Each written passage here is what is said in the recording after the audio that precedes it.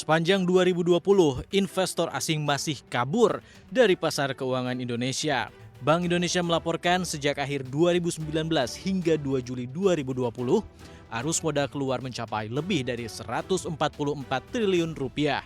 Sementara itu berdasarkan data transaksi 29 Juni hingga 2 Juli 2020, investor asing melakukan aksi jual sebesar 7,8 triliun rupiah di pasar keuangan. Dengan rincian aksi jual neto di SBN sebesar 6,1 triliun rupiah, kemudian aksi melego bersih di pasar saham senilai 1,6 triliun rupiah.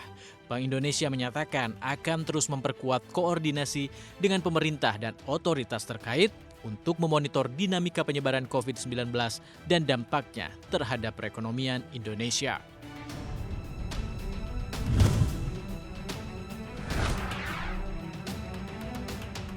Setelah mengucurkan 30 triliun rupiah untuk bank plat merah, kini pemerintah bakal menyiapkan dana titipan kepada bank pembangunan daerah. Dengan mekanisme yang sama dengan bank BUMN, nantinya bank daerah dapat melakukan restrukturisasi kredit sampai ekspansi seperti halnya bank BUMN. Sumber CNBC Indonesia menyebutkan jumlah dana yang akan dititipkan bisa jadi di atas 10 triliun rupiah untuk dileverage melalui kredit.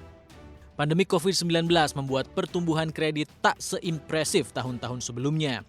Di periode April 2020, kredit BPD tercatat senilai 462,9 triliun rupiah, tumbuh melambat 0,1% jika dibandingkan bulan sebelumnya.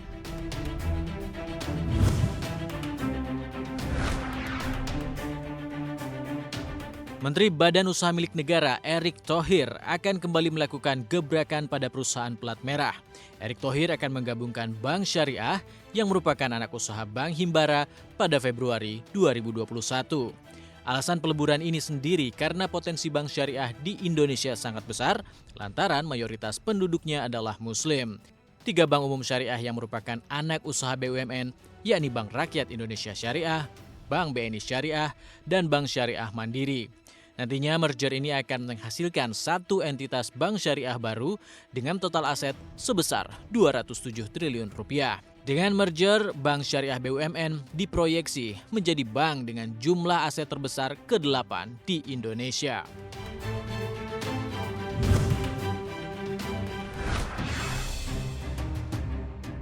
Komisi Pengawas Persaingan Usaha memutus PT Solusi Transportasi Indonesia alias Grab Indonesia dan PT Teknologi Pengangkutan Indonesia bersalah atas dugaan diskriminasi terhadap mitra pengemudi mereka.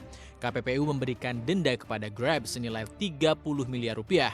Sementara itu, PT Teknologi Pengangkutan Indonesia dijatuhi denda sebesar 19 miliar rupiah. Manajemen Grab menyesalkan putusan dengan KPPU itu.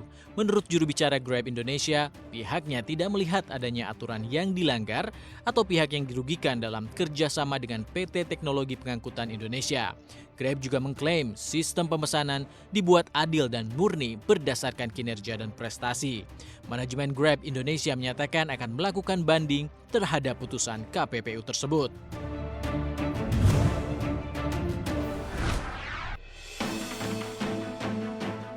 Satuan Tugas Waspada Investasi pada bulan Juni 2020 telah melakukan penindakan terhadap 105 fintech peer-to-peer bodong. Satgas Waspada Investasi juga merilis data yang mengejutkan bahwa sejak tahun 2012 hingga Juni 2020 terdapat 2.591 entitas fintech P2P lending ilegal.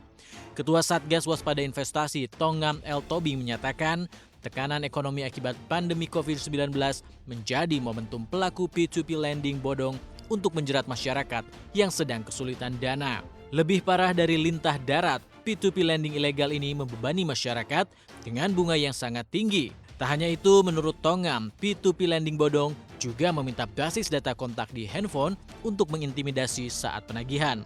Selain fintech abal-abal, pada Juni 2020, Satgas Investasi juga menciduk 99 investasi bodong yang banyak dipasarkan untuk perdagangan berjangka.